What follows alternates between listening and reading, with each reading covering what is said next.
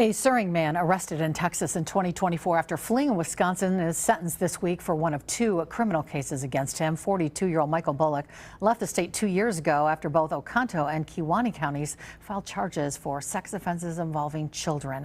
Court records show that a Kewaunee County judge sentenced Bullock to 20 years in prison after he pleaded no contest to 2 charges of child sexual assault. He also has a jury trial in June in Oconto County on 8 felony charges involving child sexual assault.